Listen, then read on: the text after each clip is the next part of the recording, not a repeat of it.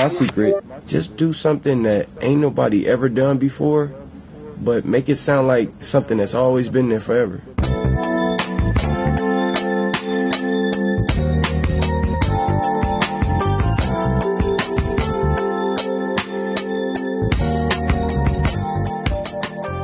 Welcome to This Filipino American Life, a podcast that explores the nuanced experiences of Filipinos in the United States. At Iba Pa, my name is Elaine Delalas, and I'm joined by my fellow hosts, Ryan Carpio, Joe Bernardo, and Mike. Producer Mike. Yeah. All right. Thank you for listening to TFAL. It's brought to you today by the TFAL Michael Flores. Oh, Yeah. Michael Flores. Mikes of the world unite. Thank you, Mike. Thank you, Michael Flores. Do you play mahjong with Flores or without Flores? Wow. Good one, Joe. I was thinking of something and I couldn't, but Joe, well done. Run, job. Flores. Run. Oh my That's all I can think god. Que horrible. Joe, do we have any fun special voicemails? Yes, we have a voicemail. Woohoo! What? Yeah. We have a phone number? What is our phone number, Ryan? 805-394-TFAL. Is that right? Yes. Oh my gosh. Okay, I just did it out of memory. Yay! All right, let me play it real quick. Hi, TFAL crew. This is Dorothy, aka D Dotty Dot, on social media. I've messaged you a few times. I will leave a brief message and just say I'm a huge fan. I listen to the podcast regularly, and I might start laughing because I'm leaving a voice memo, or sorry, not a voice memo, but I'm leaving a voice message or voicemail to say Happy Valentine's Day or Happy Valentine's Day, belated. I do love the day, and I really enjoyed I'm laughing because I really enjoyed the episode, but my favorite part in particular was when y'all were talking about the Jollibee commercial, and then Mike said, oh, the twist. That was just, I had to listen to it a few more times because it really made my day, and I just so love the rapport and just how y'all have a conversation and dialogue each episode. And yeah, thank you for doing what you do. I appreciate it. I'm a huge fan of the telephone and talking on the phone and leaving voicemails and voice memos. So if you want to hear that again, let me know. I'm more than happy to leave you as many voice messages as you want. Again, keep doing what you're doing. Thank you so, so much. Y'all make me laugh and smile all the time, and I really appreciate you all. Yay. Yay. That's Yeah, nice. Valentine's. I told you. About a time. Oh, man. Thanks, I hear there's Dorothy. people who are still a fan of using the phone because I am not. When you call that number, it doesn't allow us to do like a... It doesn't Like let you do it out. Okay. I know you want to. We did record our custom one a long time ago that I don't think we ever uploaded it anywhere, but we could. You can? Oh my gosh. I mean, Like with it just has like music? a little like bonus to the fans of the show. It's like if you want to hear what our voicemail greeting would be, Oh, we did do that. we did. Was it like music? Like We did, I get so we can. No, we did a little tribute to. We'll get Jade. back to you. Oh, that's right. I forgot we did that. Oh, I have it in the man. archive somewhere, so one day maybe I'll upload it. No. Well, maybe we'll give it to our Patreon or something. Oh, there you go. But thanks. Oh yeah. By the way, be a Patreon. Good Th- pitch. Thanks, Dorothy, aka D Dotty Dot. Yes, we see you on the social medias. Please keep on leaving voicemails. Yeah. Yeah, Ryan is sick of doing his own voicemails on the I know. on the podcast. So, but please call the voicemail 805-394-TFAL. All right. So, what are we talking about today, Mike? I think we're talking with a special guest. Today. It's so funny where I'm like laughing, but I also am like, what the heck are we talking about today? I love it. Love it. As you can see who writing. the prepared people are. Yeah. No, but yeah, we are talking about TV writing, television writing. We're going to talk to our special guest, Rene Gube. What? Yeah. So It's my favorite flavor of boba. That's Gube. not. Gube flavor with boba, please. Thank you. cleaning the cube. Oh my God. I forgot to bring it up to him when we spoke to him, but Yeah. but yeah, we are going to talk to Rene Gube later. He's going to talk about his career, his kind of how he was brought up in the Filipino community, his involvement in the Filipino club at his college, and all that jazz. But yeah, even pushing the boundaries of Hollywood and getting more diversity, equity, inclusion in TV and media. But before we talk to Renee, we all obviously have to talk to each other. And Wow, Mike. Wow. I know, sounds so excited. Not again, each other. Jeez, Mike. Since we are talking about TV writing, if you had to write a TV or even a movie, a TV show or a movie, what would it be about? What would be the premise of that show or movie? Mike! What? Okay, fine. We'll get back to you. Okay, thank you. I Go ahead. actually have an idea that I was working on with my cousin. I wanted to write a show about us growing up in the valley, like set in the 90s, and all of our random experiences growing up on our street, and we were going to call it Arleta.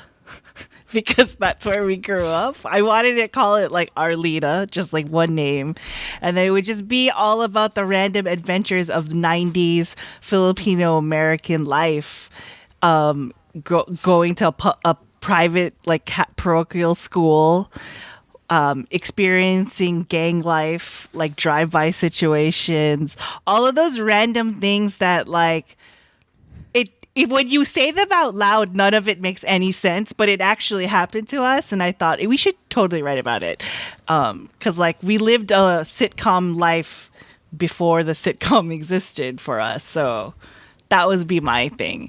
So it'd be, and like the twist was it was supposed to be like a Wonder Years like reflection situation, in that like we were older and we were trying to like help our parents out so that they're selling our house or something, and we're trying to like clear it out, and like each thing has like a memory attached to it, and that would be per episode. Like we find like our childhood bikes, it'd be like, remember when we rode the bikes to the ice cream man's house and we weren't supposed to because we weren't supposed to leave the house, like that type of situation. Like Wait. I mean, first of all, that sounds like more like a gimmick and less like a twist. Secondly, it sounds like your entire series would be a flashback episode. Like every episode would be a flashback episode. Hey, that's what the Like Wonder Years was. The filler episode of every TV show. But it would have really excellent 90s music and costumes. And could you imagine all the freestyle and New Jack Swing that we would get to play? I love it. I love it already. I reset my. I set my. I was gonna say set my DVR. Oh What's my god, that, Grandpa Joe? Well, I mean, the Wonder, like you said, Elaine, it's like the Wonder Years, and the Wonder Years was basically a white baby boomers nostalgia show. Yep. And this is basically Elaine's version of it. Yeah. There's a show on ABC right now, a sitcom. He's like a filmmaker. It's also a white nostalgia show, but in the 80s. So there seems to be a lot of white nostalgia shows. I mean, look at Mixed Dish. Mixed Dish is set in the 80s. But yeah. Yeah. That's a cool one. Yes. How about you, Ryan? So I'm gonna deviate from when we talked about television a while ago because we were talking about like if you had a TV show, it would be about a DJ. You guys remember that one? Or Saved by the Bell. Saved by the Bell. And then or like dancers in Filipino. I kind of want to do something like with mystery or like sort of like maybe a private eye show, but focused of course on like I want to kind of envelop like the Filipino story in it, and I don't know yet why, but mystery is kind of like my jam. It's already there. BI.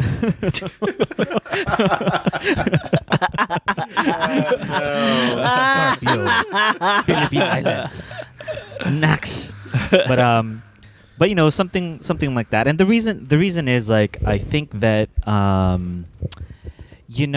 there are shows that sort of kind of over explain the thing, right? Like Fresh Off the Boat, for example, is like a pretty interesting show to me. Like it's also like a nostalgia show. Yeah.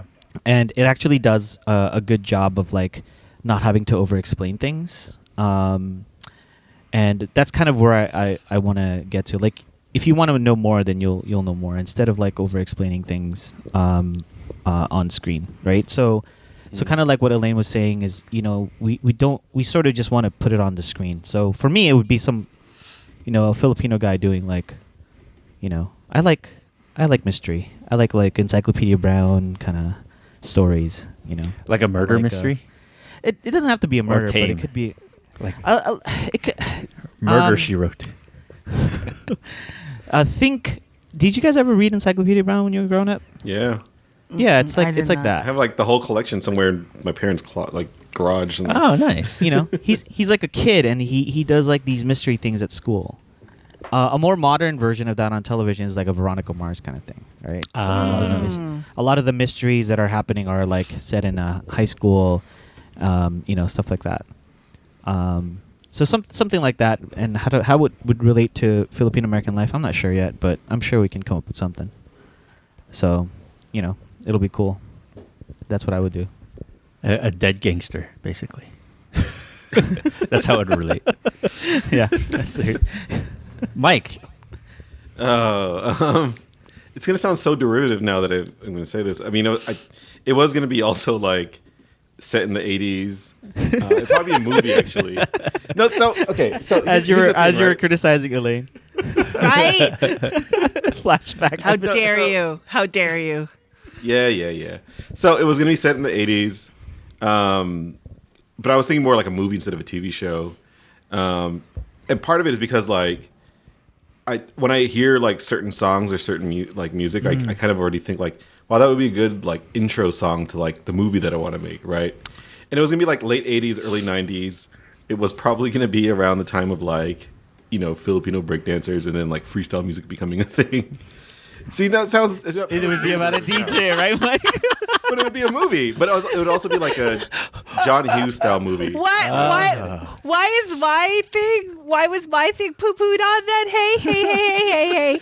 This sounds eerily my similar. idea is a movie. What would you do if I sang out? So this movie is called. It's titled "The Debut."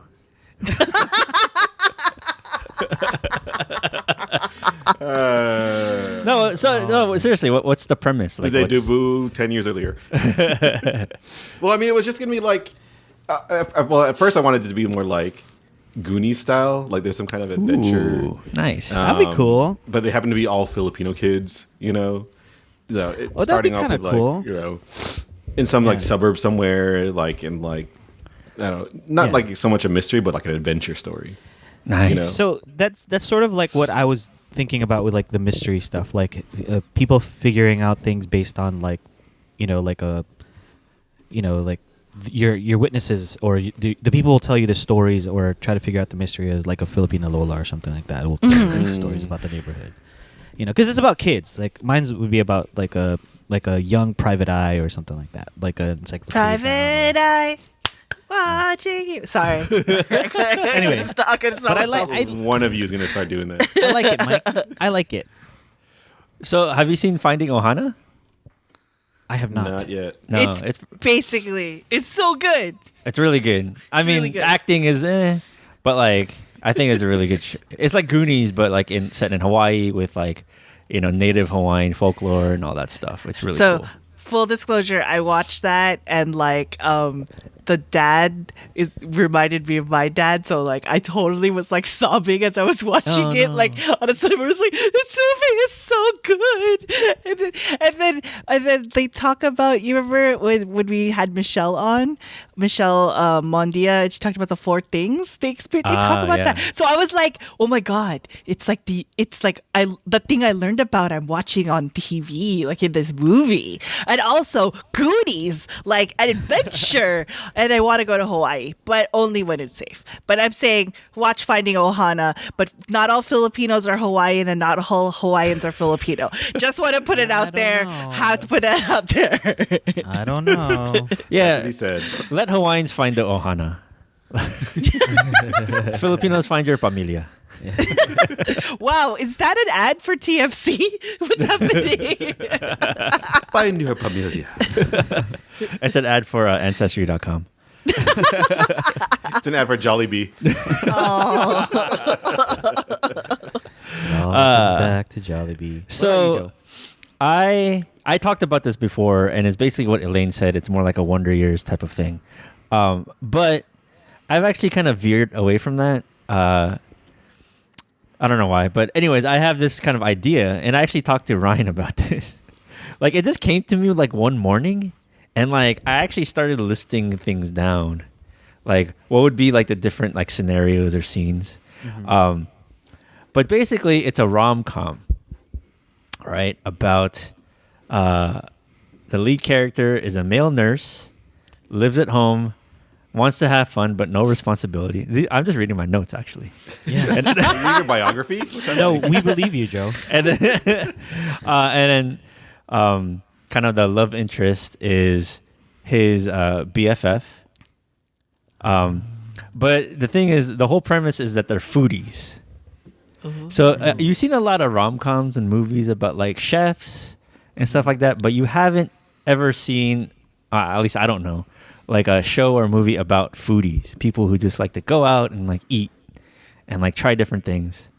And then, because I was just thinking about like all the stupid like foodie adventures that I used to go on or like I experienced, and like I was thinking, this should be like in a movie. So like one of the premises was like going around the city and trying all like having the best fried chicken quest and trying all the different fried chickens. Right on. Because I know people have done that before. Can we just do that? I know. I was We like, just get the romance just part document it. and like the storyline part and just get food. yeah, we just want to go eat. Yeah. Oh man. Where's So the anyways, fatties? That is my movie, if I have to write And one. it's called The Debut.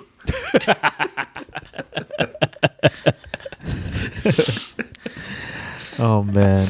All right. So next we are going to talk to the one and only, the great Rene Gube. Ooh. Yeah, and Sorry. he's going to show us how to clean the cube. Coming up next.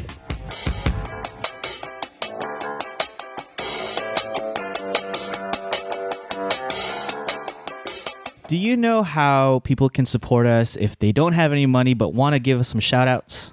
How? I wonder how. Well, they can log on to iTunes and give us 5 stars. That's right. 1, 2, 3, 4, 5-star reviews on iTunes. Wow. It's like Yelp, but for podcasts. It totally is like Yelp, but for podcasts. You could probably Yelp us too if you wanted. But on iTunes, if you give us 5 stars, we're more visible to people, we're more searchable, and we'll actually be one of the more top shows out there on if you search Filipino American on iTunes. Oh, nice. I'm going to go and rate us 5 stars right now. You haven't done it? Oh, wait. I did it. I did it 2016. Did you do one, Mike? I don't have Apple devices or an iTunes account. Oh. Or you could be like Tony Gertz, who wrote, "Love you guys. Thanks for all the great conversations and education around these experiences and stories. Heart emoji." Is his brother Yo? Yogurts. High five. High five. So take some time if you listen to us, if you like us, go on iTunes, put a quick review, put 5 stars for This Filipino American Life. Thank you so much. Thank you.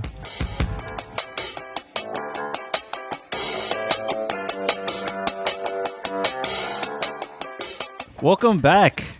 Welcome back to our show.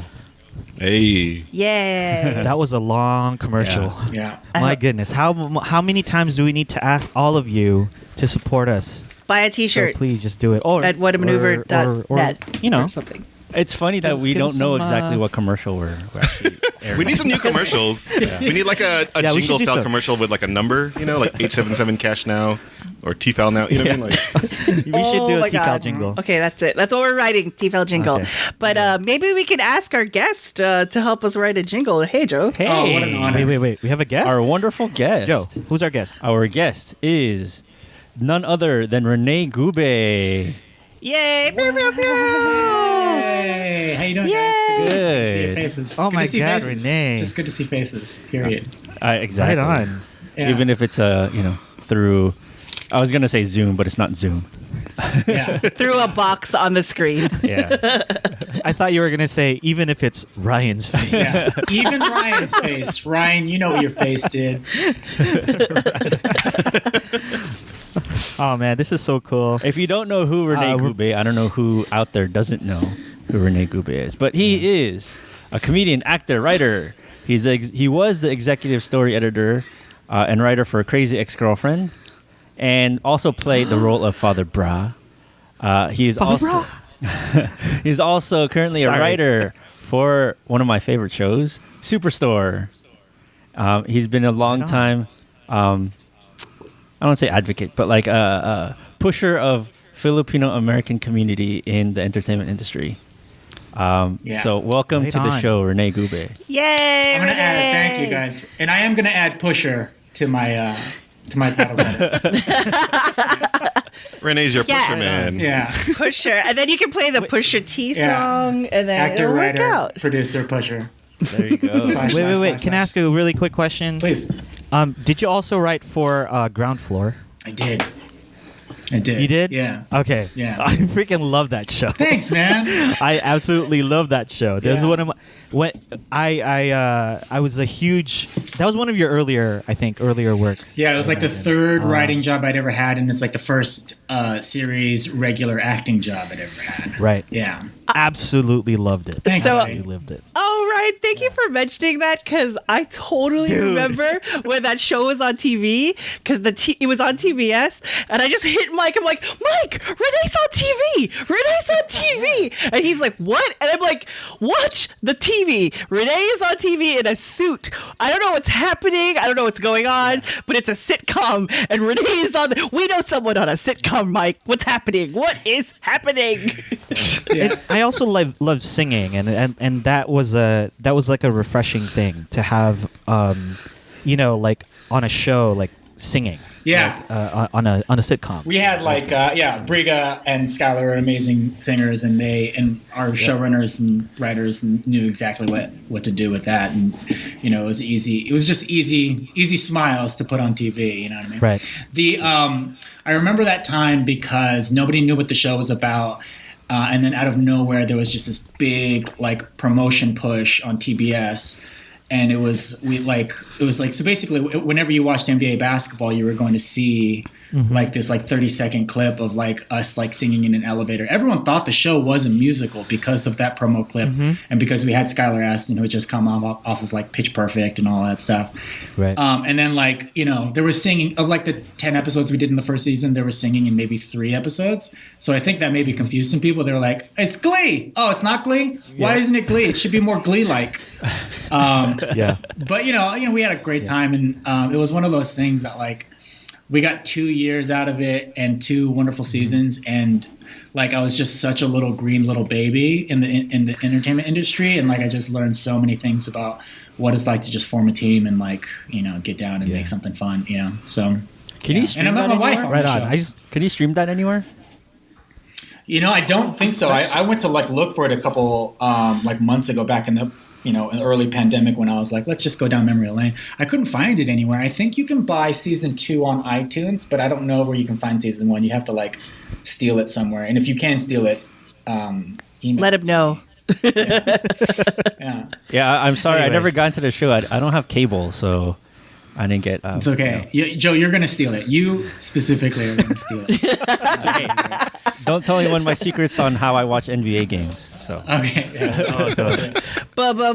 Basketball. I didn't mean to derail our initial conversation, It's a but free I was flow. such a huge fan of that, and every time I see Renee in new shows, and of course we all know him as Father Brah, and I was like, my family loves it. So anyway, Joe, go ahead. You start with a question. Oh, my first question is, does anybody call you Rene Gube? Oh man, yeah. Okay, so growing up, yes, I get whatever pronunciation you can. Like my family, I think I learned my last name was Gube. Growing up, I was like Gube growing up, Rene Gube or whatever.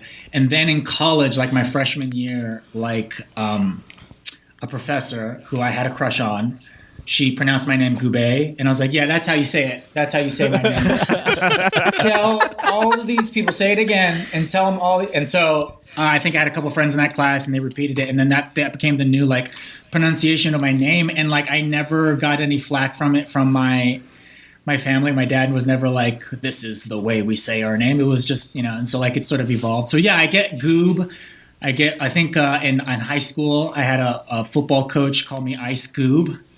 Ice Cube. That was a fun nickname. But yeah, I think that's all I have. That's all the material I have on my last name.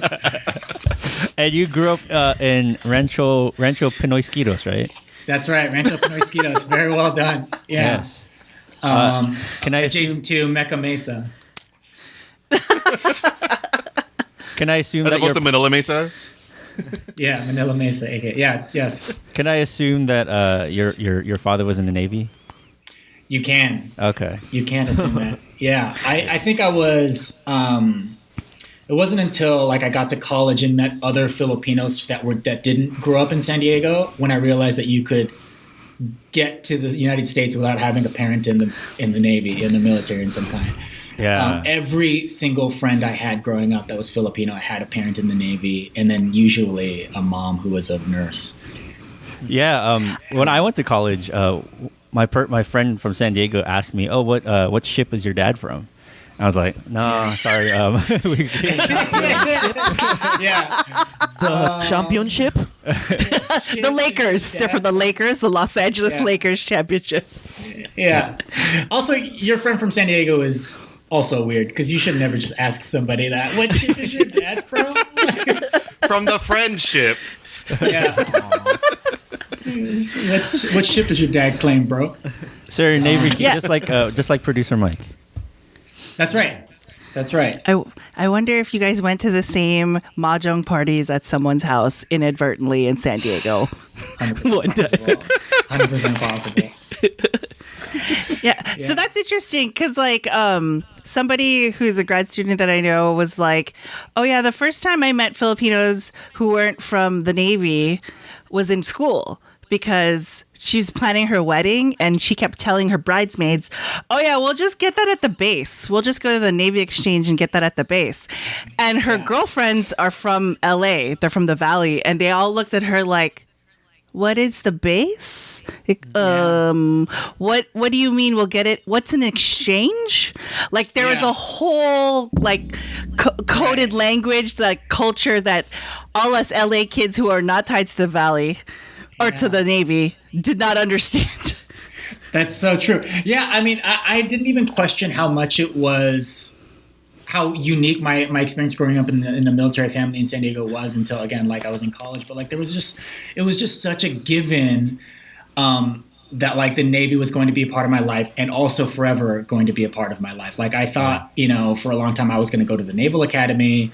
Like, my Filipino parents are not unlike many Filipino parents in that like they instill very early on that like you got to figure out something quick, you got to find a path to financial stability immediately. Like, and the first one that presented itself to me that sounded realistic and like took care of my family and provided for all of my aunts and uncles as they like sort of laid roots into the States was that Navy military path to, you know, stability. It was such a huge part of my life. And then like, I was like 17 and like couldn't do a push-up. I was like, I don't think I'm gonna make this Naval Academy, Dad. There's like a physical like fitness test involved, and you have not been prepping me for like physically for this. This looks unstable. Yeah. No. I'm like my body looks like a U as it like drops down into a like. Wait, that's not how you do a push-up? Hold on. So Renee, was that around when was around the time you decided that maybe the entertainment industry or acting or writing was going to be part of your, you know, career? Great question. I would say like, you know, I'd grown up like sort of like the silly. I was a younger child. I was like the youngest for 10 years, and then my little sister was born. And so typically like that younger child psychology is one of like the goofball sort of like lightening the energy and the mood in the room. And so like I definitely had that growing up, but like I didn't have any role models or I knew anybody like that was in the industry. So it didn't feel like a tangible thing. And so like I sort of teased it for a really long time. I went to college in San Diego at UCSD and joined Kaibigan Filipino, which is the Filipino club at UCSD. The other KP. And that was the other KP, yes. I went to Santa Barbara, so. Okay. Yeah. You guys are the other KP to us. Yeah. I was going to say. Yeah. All right, we'll talk about that. All right, we'll talk about that. But KP gave me like an opportunity to explore the arts in like a safe way. You know what I mean? Like safe way meaning like there was no pressure to like be great at it. We were all nobody was even a theater major. We were gonna write a play together. You know what I mean? Like I wrote a PCN. We called it a PCC at UCSD, but I wrote that my junior year, and then like did some acting in some of them, and that was like and then like what ended up happening was like I started hosting. Like fair, like we have this fair called Makasama at UCSD where it's like a stage and like all these acts come out and we have like community vendors come out, sell food and t-shirts or whatever they've got going on, and it's like this opportunity to bring the community together, and it's so fun. And one year I organized that, and I was like, you know what I'm gonna do? I'm gonna put myself on the microphone and host this thing, and it became like my first opportunity to like engage with an audience and like you know, riff a little bit and try to do some jokes and stuff. And it was like, that was like the beginning. I would say that's the true beginning of like my, like, could this be a life? Could this be a career? And then I'll fast forward a little bit. I graduate college, don't have the courage to do it, to like go to LA and just straight up do it. So again, because my father had instilled in me this idea of like I needed to like find financial stability. And so I chose education. I went to UCLA. The education program there, became a high school teacher, taught high school in East LA for a couple years. Isn't it funny that like my dad says financial stability and I'm like, okay, how about 35K I'll be a teacher. Oh my gosh. I feel like that's when we met. We hung out with you, Renee, when we were all right. poor in the early right. 2000s, trying to live a nonprofit life of like, we're going to attempt to live in LA off of $28,000 a year. Legit. I mean, like a lot of my stuff was under the table, but then I remember one year like doing my taxes and like my like income was like $15K on the books, and I was like, I can't tell my dad this. This is scary. Also, that was a different time in LA, man. We had a 2-bedroom. Oh, totally. For like $1,100 in Glendale. That was wild. Anyway. Yeah. Wow. This is not a real estate podcast. But just you know, Filipinos real estate. It's 2000. You could get a one-bedroom for that much. That's right. Or something. Yeah. So it's like early 2000s, and I'm in LA, and I'm like, I've got like 4 buddies from college that want to do sketch comedy, and that group is called Touch Blue. Yes. And so we're like in LA trying to do it. Like some of us are in the Bay, but like we meet, like we're like doing that 6-hour drive every couple of weeks to like get together to shoot videos, and we're putting them up on the internet. And this is like early YouTube. when it was just like Smosh, you know what I mean? So yeah, we were doing that, and like it was, this was like, and we were doing that, and we were doing like gigs at like colleges for Filipino clubs, and it was this, again, I use the word safe because it felt like I couldn't fail when I was performing for Filipinos with Filipinos. It was like everyone was just so jacked up to see a Filipino doing comedy that they were going to laugh at the stuff that wasn't good yet. You know what I mean? Like, I mean, I shouldn't say that. Like, it wasn't blind, but like, there was just an inherent, like, we want this to go well. And in any comedy scene, any comedy club, if the audience is like having a good time, jacked up, ready, like they're primed for good laughs. And that was like a given in like a lot of the Filipino org like events that we would perform at like my sketch. Even when you performed at FPAC amongst all these random families in the middle of Point Furman Park in a band show? Yeah, with like 100-mile winds like blowing right into the microphone. Maybe that's not a good example of a prime audience. But even still, they were still looking at us. You know what I mean? They were like eating their food and like getting the eyes up. No, but it was awesome, and like that was like my first, like, the Filipino community like was like that place that I could like try a thing and get and try to get a laugh and see what worked or whatever. And then from there I found UCB, Upright Citizens Brigade Theater, founded by like Amy Poehler, Matt Walsh, Matt Besser, and Ian Roberts. And so they got this improv and sketch comedy theater, and like that, and then I just like went like comedy addict with it. Like spent like 4 years there, like spending 40 hours a week doing improv, sketch, like performing at that theater whenever I could, and I just made it my obsession. And then that became like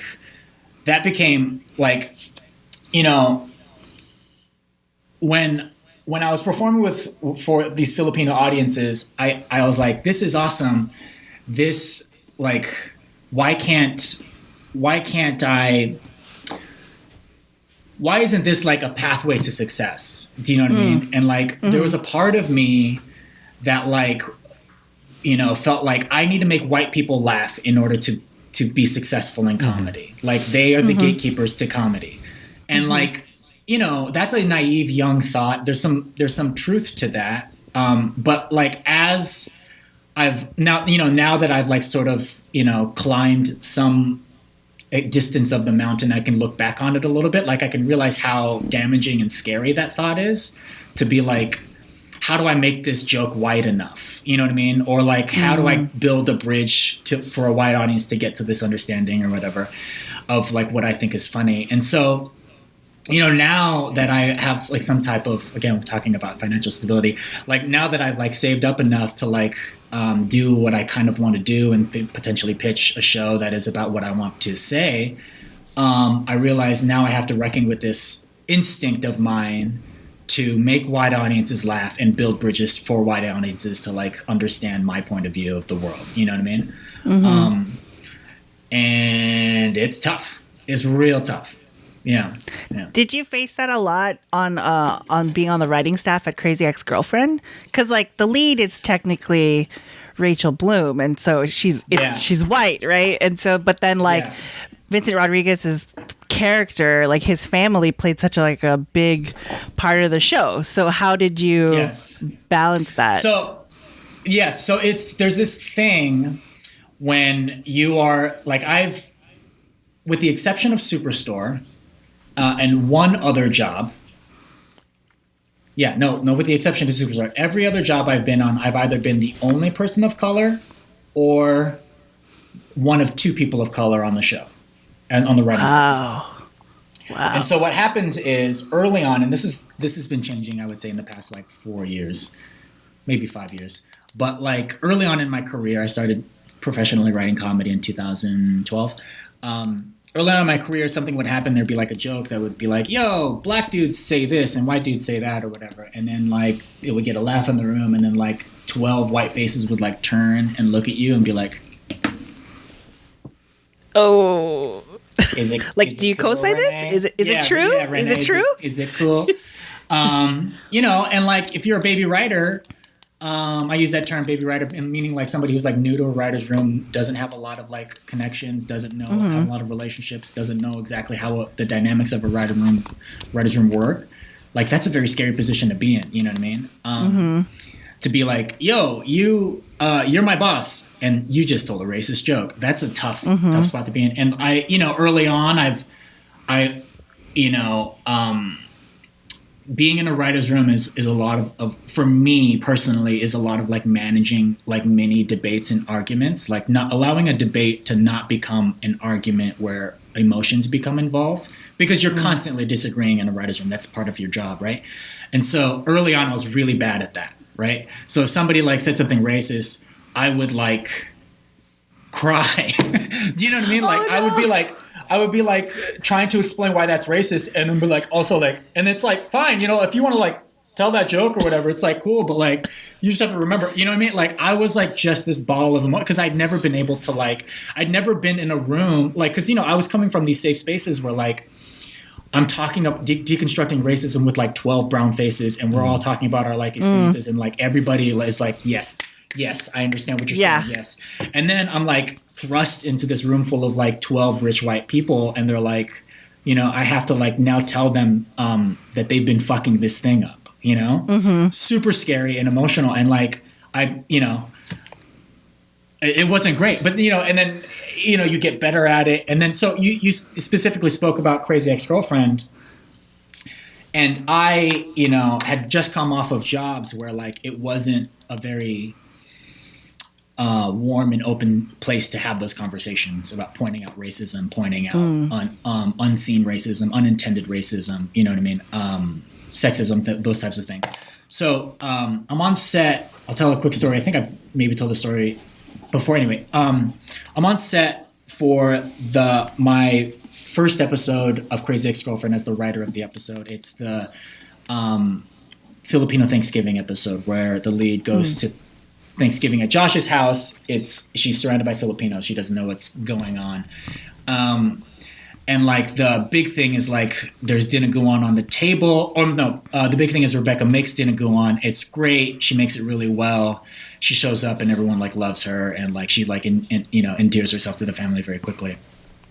So they had made this dinaguan. They had this dinaguan made by this like Filipino restaurant. I don't forget the name of it. I apologize.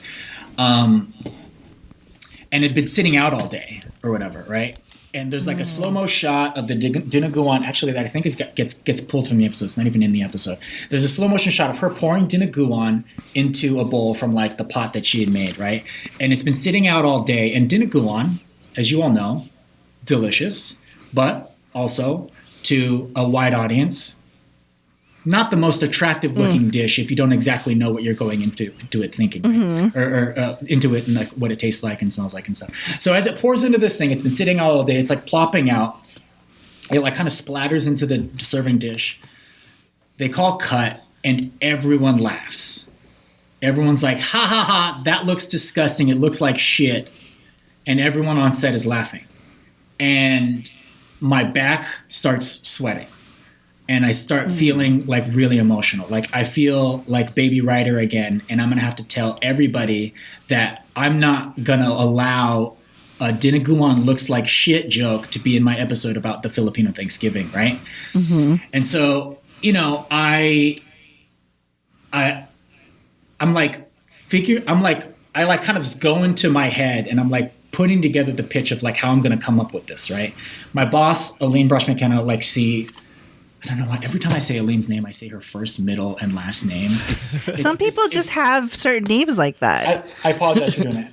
Anyway, Aline looks at me. That demonstrates the power of that name. And I feel it demonstrates the power that she has in my life, because she's just been such an advocate for me. Like she is this concept for me now at this point, because of everything she's done for me. Anyway, she like looks at my face and she sees me like going into my brain. And like my eyes kind of darting back and forth as I put together this pitch of like how I'm going to explain this was really racist and it makes me uncomfortable and I hate it, right? And she goes, "What's wrong?" Something went wrong. And so she pulls me aside and I explain to her, I'm like, that's not the joke I wrote. The joke I wrote was like, this white lady is obsessed with falling in love with Josh. She'll do anything. She'll learn a brand new recipe of a culture that is not her own. and bring that to a family, and then they're going to love her for it, despite like the expectation of, it obviously a white person making a Filipino dish, like the expectation is that's going to go bad. The joke is it goes great and everyone loves her, right? The joke that we shot is Dinuguan looks like shit. And so I explained that to her, and she was like, done, stopped it. We stopped shooting, we'd moved on, we stopped shooting, came back to the same shot and shot it again, which if you are in television, like doubling back, shooting something again means money, right? You're like losing money. And so, that was for me the moment when I knew I was in a group of people that were going to try to do the right thing, even if it cost people money, even if it made people feel uncomfortable, And then I had a conversation with the prop master who had cooked who'd gotten the food prepared. I was emotional, and I was telling him, I was like, "Hey man, I'm so sorry. I am now insulting his work." He had thought he'd brought authentic Dinuguan to the set. I'm telling him that it looks terrible and you made it look like shit. We have to have a conversation of like, hey man, I don't think you did a bad thing. I don't think you were trying to be racist. But what ended up at the other end of this process is a potentially racist joke. And so, having Aline have my back sort of empowered me and like thrust me forward to be like, hey man, if we can all look at this thing, this like possible racist thing to put in the world as like not us and not you, and we can like sort of like both step on this side and look at it together. That is like now my strategy in pointing out things in a writer's room. Where it's not like like I talk, harkening back to like that thing of like a baby writer, like I would accuse somebody of being racist. I would get emotional. I would say, yo, that's fucked up. You've, you know what I mean? Or whatever. And now I can step back and say, hey, like people have various intentions, and there are certainly people with like very racist intentions that are trying to do a hateful thing. And then, these days my strategy is to like step back, try to get that person on the safe side of the line as me. And so we can look at that thing and deconstruct it and, figure out if like what the intentions are. And if the intentions are actually racist, then, that's a different thing. But more often than not, the people are just trying to be funny. People are just trying to make, poke at something uncomfortable to like uncover some, human truth or whatever. And so, when people point out, when nobody like, ultimately, nobody wants to make anyone feel uncomfortable, especially in a writer's room, knowing that we've got to be locked in there for 8 hours a day for however many months. But yeah, like Crazy Ex-Girlfriend was my first job in Hollywood where I felt like that thing that I had felt like a weight on my shoulder as one of the few POC in the room. I felt like it was not a weight on my shoulder. I now felt like, it like turned it into another tool in my utility belt where like it needs to be sharpened. It needs to get good. People need this in storytelling, and I can help. If Aline wasn't there, what would have been your strategy, like right then and there? I mean, ultimately, it would have been getting Aline to the thing. I mean, so like there's a whole like chain of command that comes in television production. And so when you're a writer on set, you're the producer on set. And so typically everything that like, you're sort of like the final say, even this is more true in television than in film, because often directors, like there's like a rotating cast of directors on a set. And so like they'll spend like maybe 2 weeks on a show as opposed to a writer who will spend the entire season plus pre-production on a show. So they know the tone, they know the direction, they know like what's coming after and before. And so the writer has a little more authority on set to make judgment calls like that. Because I was a baby writer, I was executive story editor at the time. I had the final call, but there could have been a conversation where it was like, I don't agree with you, Renee, and you're a baby writer, and I've gotten approvals from all the producers on the show to do the Didn't Go On This Way, and it could have gotten ugly. And my only strategy could have been to employ, ultimately the process would have gone to producers higher up on the food chain than I am, and it would have been ultimately their call. Yeah. Yeah, I was gonna say how quickly it could have turned the other way, right? If you weren't there. How quickly that turns the other way, if it's somebody that wasn't representing what the actual joke should have been. Yeah, and it's true, and it's also like, it's there are many versions of that story where like whoever points out the injustice or the wrong is then labeled difficult. Right? Not a team player, right? Not a team player, or you know what I mean? If like something is triggering on set and like that person isn't able to do the like emotional like aikido to not make it a personal attack and make it emotional, then ultimately they're the problem because they weren't able to like handle it with the delicate diplomacy that it requires, you know what I mean? And it sucks that it requires that much of it, but like this is where we are as a nation in terms of that conversation, you know what I mean? Like we've certainly gotten better, but like nobody wants to be called a racist, man, even especially racists. So it has changed, since those days. Yeah. In terms of there's a lot more potential for backlash. Yes. Right? I'd say so. Yeah. I mean, I was I would, in On Ground Floor, I was an actor on that show, and I won't name names because that's an ugly thing to do. But I often, my character's name was Mike Wen, which is a Okay, it's supposed to be Vietnamese.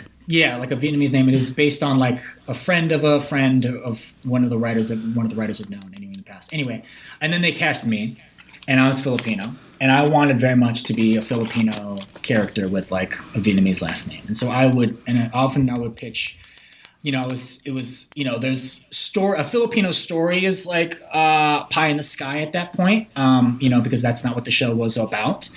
So I would just often pitch like one-line jokes that would like alluded to my Filipino-ness. And then at a certain point, a writer in that room, which will remain nameless, said, nobody cares that you're Filipino. Just relax on that. Just pitch funny jokes. And it mattered to me, and I'm sure it would matter to people out, in the audience that were watching the show that like to know that Mike was Filipino. And that happened 2013. If that happens today, that's a whole fucking thing. You know what I mean? And so that's good. That feels good that is to know that we've gotten that far in the conversation. Yeah.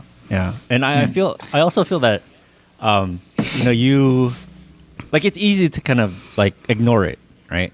But then I feel like at least you come from like a community.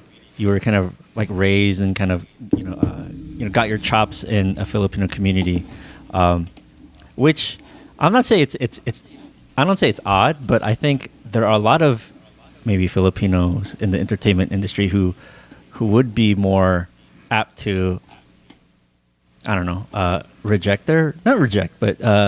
maybe shy away from their Filipino-ness, make it a little bit more invisible. What was your decision? What factors made your decision what it is?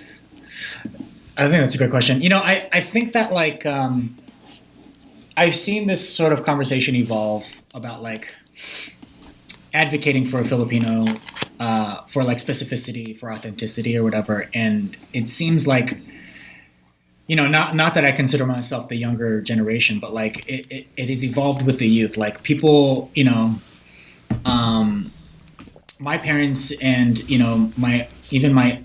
my older siblings didn't have like ethnocentric conversations in college and about their identity and about like their Filipino Americanness, and podcasts like this Filipino American Life, acknowledging like the Filipino American experience as one that is unique to America, one that's unique to the Philippines, and almost like a third culture. You know what I mean?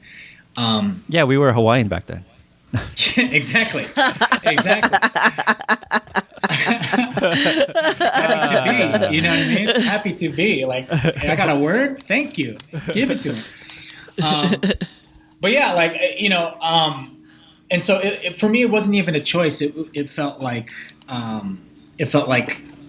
would be denying a part of myself, and that would feel ugly. You know what I mean? Whereas, like, I think, like trailblazers in this industry who were Filipino have like had to make have had to make those sacrifices just to get in the door. You know what I mean? Like just to get a job, they'd have to be like, yeah, I'm whatever you need me to be ethnicity wise. You know? And that's, I can't judge that because I wasn't in that seat. You know what I mean? Yeah. I think actually the interview that just came out over the last couple of days of Lou Diamond Phillips saying that. I was just going to say that. Yeah. I read that article. Yeah. Yeah, if he was only going to take Filipino roles, he would never work. That's right. Right? So. Yeah. That's right. Yeah. Yeah. And like, even back in the day, like when he was Richie Valens and he played Richie Valens, like people in my whole world were like, he's Filipino, right? And I'd be like, what? Excuse me, Richie Valens is Filipino? Like, I didn't think Lou Diamond Phillips actor. I thought, oh, that kid from Pacoima is Filipino? Like, I was like, because my brain could not get this is a story, but yeah. And then now years later, you just look at Lou Diamond Phillips and you're like, of course his bro is Filipino. Like, look at him. Yeah. He's like, you're basically your old uncle. Like, yeah. I think it's a pretty common thing as well. I know Joe and I, you and I have discussed this. Like, when folks are promoting or like fighting for kind of like the visibility of Filipino, or they're doing something in their craft and they happen to be Filipino, right? Like the idea of like folks who push the agenda a little bit, and folks who are in their realm. Right, in politics, it's the same. It's the same thing. I think a lot of times, folks run as a big blanket in order to garner votes, and then be Filipino later. Does that make sense? Like and there's always that that point where you want to say, I want to win first, so I can do this later, and then sometimes that later doesn't come as quickly as most people want it to. Yeah. And so, it's a little bit of a mixed bag because, like what Lou Diamond Phillips said, if he didn't take on roles, how, right? So, yeah. But it's also like, Lou Diamond Phillips is an earlier time, right? Yes. Yeah. Yes. I don't want to speak for you, Renee, but I think you also, you were coming up in a different, environment, in the sense that Hollywood was getting a little bit more diverse, right? Yes. So. Yeah, and and I think that listen, we have obviously a ton more ground to cover. Yeah. I mean, again, like that, it was such a huge deal to me that I was able to depict a Filipino family on network television with that episode of Crazy Ex-Girlfriend, but it wasn't a Filipino story. Like who you're following, Elaine, as you pointed out, we're following the white female lead. And her white gaze on Filipino culture, Filipino-ness, yeah, and so we're not, I haven't, one of the questions that you in the pre-interview, that you guys sent me was like, how do you pitch a Filipino story? And I'm like, fuck, I hope they don't ask me that because I don't know, you know what I mean? Like, I don't know I don't know that I've been quite successful at that yet. You know what I mean? Like, I've certainly like written for Filipinos on network television, and that is huge. That is a big deal. But I haven't run through the lens of a Filipino character where they are like dictating story and driving and like an A story in the sitcom world is the one that takes up the most of the main story. Yeah. What you do is you bust out a script from an old PCN. No, you don't, Joe. No, Joe. No one needs to see some 20-year-old do some spoken word while they're worried about their World War II veteran Lolo as their Atekari, Ate Alice. Atekari, huh? Sorry, I didn't mean to say that. Mr. Black, as their Ate questions their sexuality and wants to know if they're queer or not, as they do a Kaba Modern type dance routine that segues into a Muslim Vinta skit. Like, no one needs to watch that on television. Please, Elaine, please don't. I didn't know that you came to my PCN. It's incredible. And you just like, it resonated with you so much that you just like carved I know. a little etching I could onto your heart. say the whole story. Yeah, and I know bet it's a there was an lot. original song. There was an original song that, you know, yeah. everybody had to sing slightly off key, and there was one person who did a solo who thought they could really sing, but, you know, was a little bit off, a little flat, a little pitchy, but it was fine. It was fine. It was fine. Can I ask you amazing. something? What was your PCN that you wrote? What was it about? I just described it, Joe. I just Honestly, there's, like, described it. There are pieces of it. It was about like, you know, me and my friends that wrote it. It was actually the guys in Touch Blue. We all sat down and wrote it together. We were really obsessed with this movie called The Wood. Do you guys remember Oh my God. I love that movie. we would like roll up a joint in like a dorm room and watch that like maybe 3 times a week. And it was just such like it felt like, you know, in a world where there was no representation of like Filipino youth, like that's what we had, you know what I mean? Yeah. Was The Wood. It was Yeah. like growing up and like with the same homies and just like experiencing like a lifelong journey together. That like that's what we felt like was representation for us. So anyway, so we were like, we got to write like the Filipino Wood or whatever, and then we felt like, you know, at that time we were like, none of us were gay, but we felt like there weren't enough queer stories, and so we were like, let's write a queer story. We're like dumb 19-year-olds, and so we wrote the story about this guy who's like preparing. It's like flashbacky like The Wood. And it's about like this guy who's like trying to come out to his friends like on his wedding day. Oh my God. Wow. Yeah. That actually sounds kind of cool. I mean, it was bad. We had no right. We had no right. It was bad. I say dust it off, man. Yeah. Pitch it. I mean, I will lose every inch that I've crawled for. I mean, yeah, you could get it like rewritten, have somebody with that true queer experience kind of like look at it and like edit it, and you could call it, you know, The Wood Not or something like that. Yeah.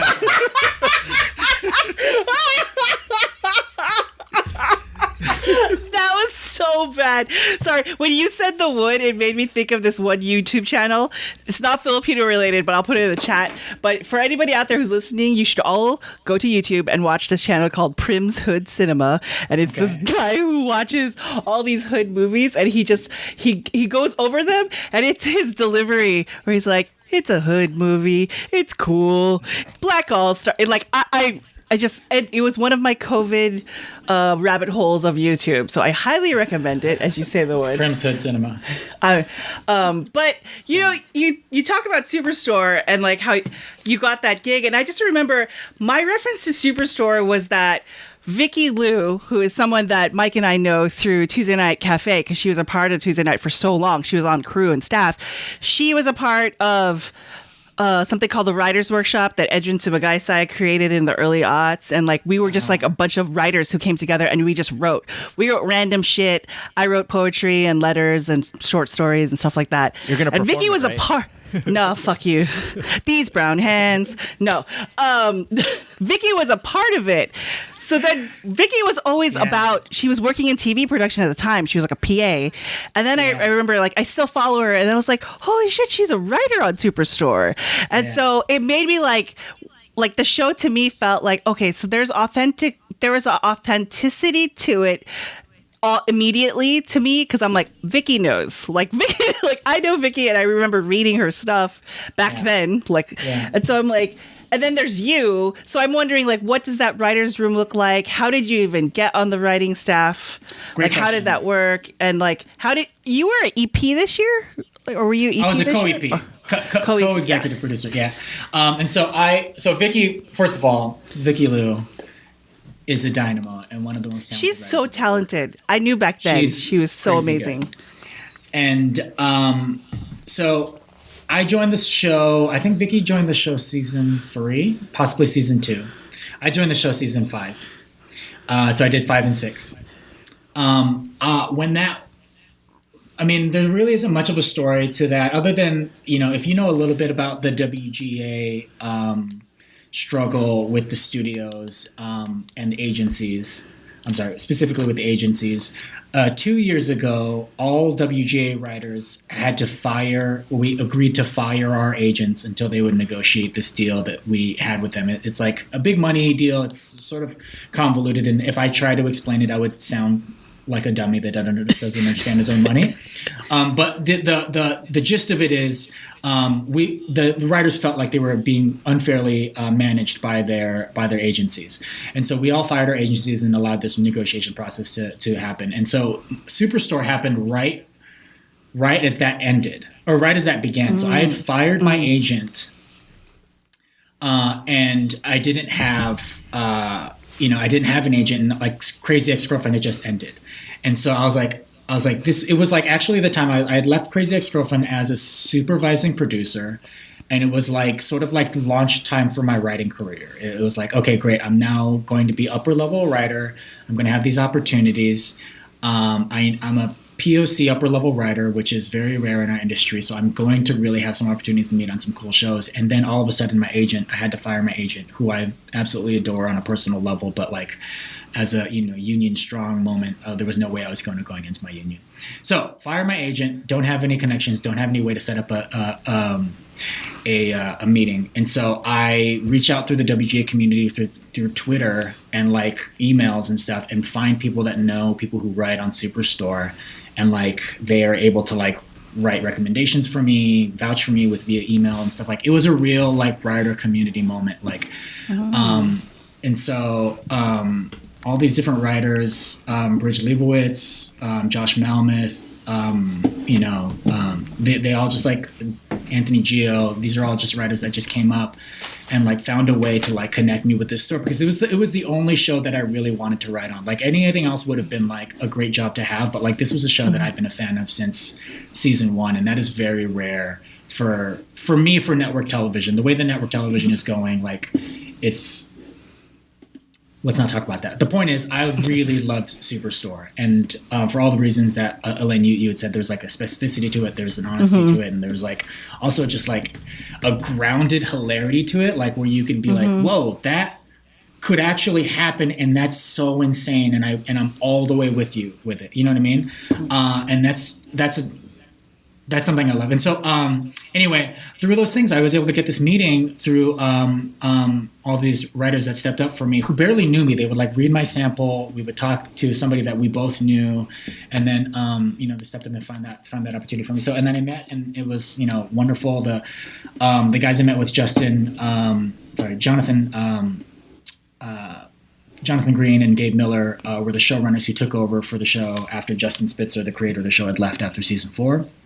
They had been on the show for the entire run, and I met with them, and they were great dudes. And yeah, they were just looking, we talked a little bit about Mateo, and I thought for a second I was going to be the guy that was like, okay, we, on the show, Mateo had just been detained by ICE at the end of season 4 for being an illegal immigrant. For being an undocumented immigrant, I should say. I apologize for that. And so for a second, I thought it was going to be that thing where like they were going to rely on me to like validate all of these Filipino things that they were going to be saying about Mateo. Which on some level, that's the thing about like that's the double-edged sword of being a POC writer, where it's like, on some level, you want to be in that seat. You want to say, hey, the Dinaguan doesn't look right. We need to fix this, right? And then on some level, it's like, guys, I don't know everything Filipino. So we have to like call people. We have to like reach out to communities, and we have to like do our research. We have to really do our due diligence here. And then sometimes it's like, I'm POC, but I don't know what it's like to be queer and black, so I can't tell you if this is okay. You know what I mean? And so there was an element of that in that meeting where I was like, oh God, are they going to ask me to be all of these things and do all of these things in the service of the show?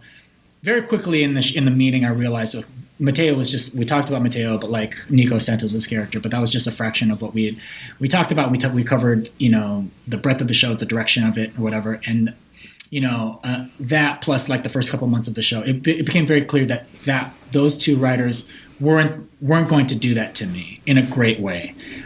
They were going to rely on me when I felt like when I was offering some level of expertise, but like they weren't going to lean on me completely for that, knowing, like we had brought in like Define American, Jose Vargas's community organization, and like that show does a great job of like sourcing authenticity, like vetting, all of their, storylines through community organizations that are like happily engaging with the storytelling and lending their resources to us.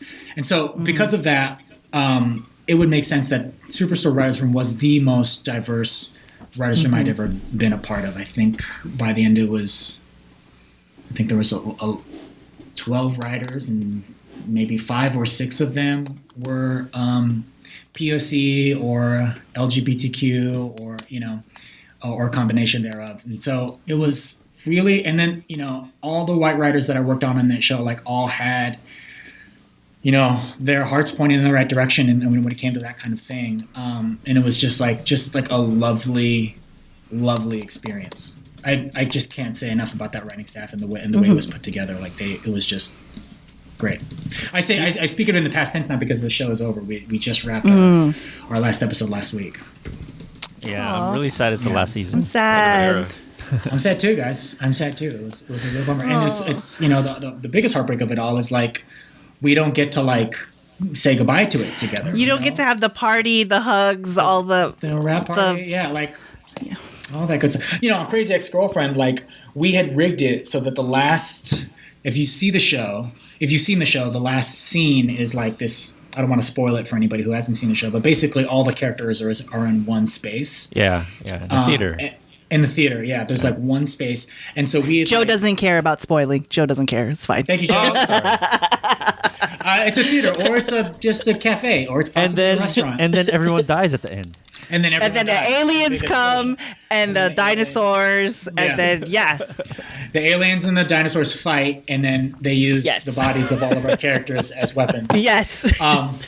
It was a bad ending. We did not nail it.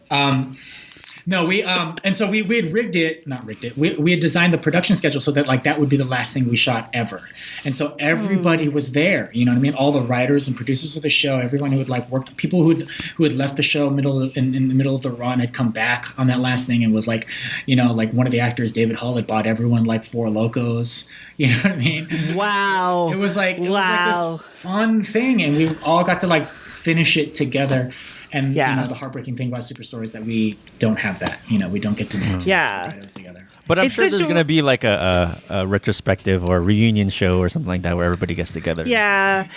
I'm imagining that they just canceled Comic-Con. They put that announcement out yesterday, San Diego Comic-Con, which is like, I was already bummed about last year. But like when that comes back, there's going to be an insane amount of programming because all the shows that like got to end around this time, like you'll get that, but it's not the same, right? It's just not the same. It won't be the same. It will be some level of closure, and I think we'll all get really good at like figuring out new ways to close books. You know what I mean? Like, but yeah, you're right. Like that is an exciting opportunity, a venue to like bring people together, and we'll hopefully that happens. Yeah. And if you need like a podcast to host the panel. I know of like 4 Filipino American people who are friends and are fans of the show that could easily, like, if not me, I'm seeing Ryan could, or maybe Joe, not Mike, because Mike doesn't like talking to people. Elaine, we have a podcast. Oh, you're talking about us? What? Oh, got it. I'm like, who are you pitching? Just kidding.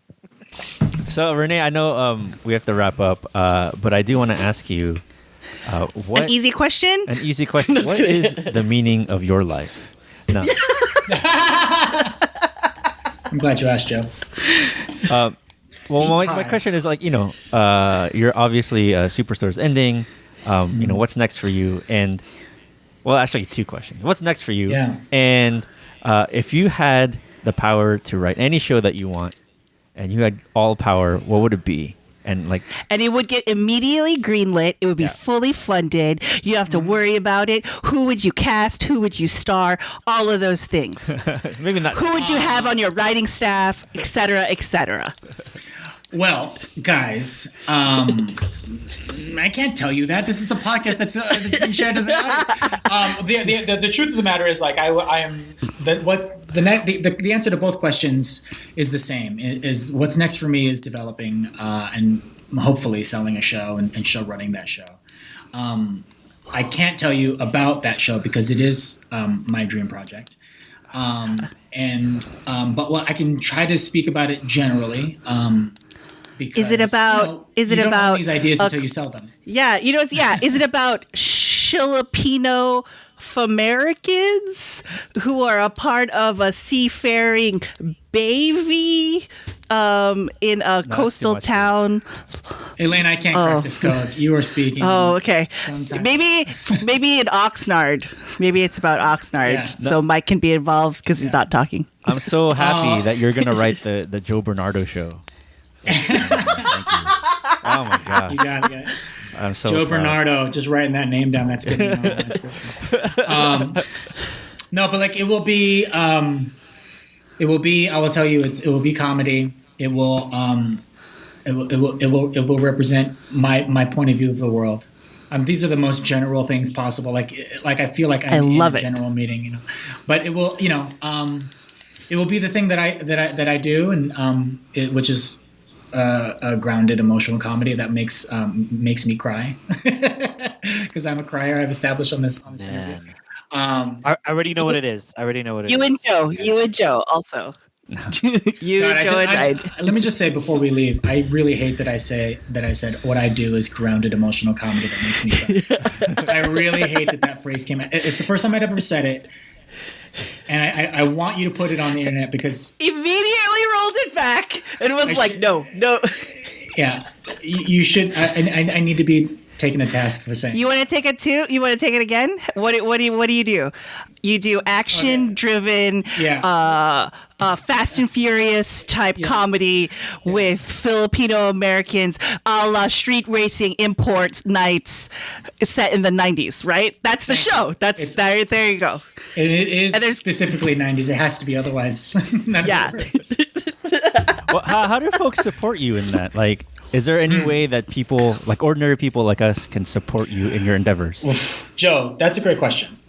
So, 2 years ago, I sold a show to CBS Studios, and it hit like Deadline, which is like an industry like website about like releasing shows, and it was about a Filipino kid who is a rookie in the NBA, and the show was called Big Man. Oh, I remember that. I got all excited. Yeah, it was like the first sale I'd ever had. It was very exciting, and when it like sort of hit the internet, like the reaction from the Asian American community was one of they were being very reserved at best, and at worst like hypercritical, right? They were like, "Oh, Big Man, is that a joke because Asians are short?" Or they're gonna fuck this up because like it's on whatever, and like not taking a second to like Google like who I am and what I care about and what I bring to the table, like none of that was it. And listen, I understand where that comes from because often Hollywood has sort of fucked up our storytelling, right? And so like to be on the defensive, to be protective of your stories and your identity or whatever is instinct, and I get that. But I guess what I would say is like when you see things that are getting made, when you see things like that are exciting to you and that could potentially touch on your experience and tell your story or a story that feels familiar to you, just give it a second. Like we don't race to support it blindly. Don't race to critique it and tear it down blindly. Just give it a second, right? And like certainly engage in the conversation and help people get eyes on it or whatever. But like, because I don't want to like ask you to like, to be a fan of my work simply because I'm Filipino. Like that should never be the goal, right? But I'm trying to do the thing that we all want to see, and there are many people that are trying to do this thing. And so like, we need to give each other the space to succeed or fail. You know what I mean? That's it. I don't know if there's a specific tangible thing to help, but like, I guess reserving. You don't want to drop your Venmo? Just drop your Venmo in there. Drop your Cash App. Cash App, yeah. It's at Rene Gube. Okay. If you get any money from this, please tell us, because that would be awesome. That would be so amazing. Yeah. Cool. Well, thank you so much, Renee, for joining us. I really appreciate it. Thank you, guys. I had a great time. Yeah, this was a lot of fun. Thank you for doing this.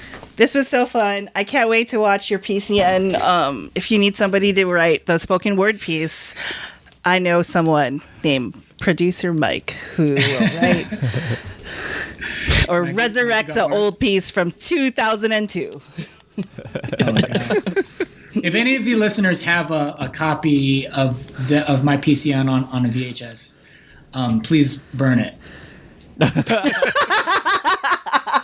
I was going to say, I'm pretty sure we know somebody who does. Burn it onto a DVD. And he's like, it on YouTube. No, burn it. Not gonna lie, in packing and moving, I found VHSs of my PCNs, and I was just like, "Oh, this box!" I like immediately dropped it. Was like putting this back. Don't want to touch it. Nope. Don't. Come on, I digitized mine. Of course you did, Joe. I had to. It's for you are the proud of that. Yeah. I am scared of what I will find. It's for future generations. That's right. Future generations. What not to do. Yes, exactly. All right. Thank you so much, Renee. Thanks, Joe. Thanks, guys. This Filipino American Life is produced by Michael Nailat. Our intro and outro music is by Roger Habon, aka 10.4 Raj. Resident reality checker Girly Colado, legal advisor Rianne Fajardo, and graphic design by Vincent Collyer.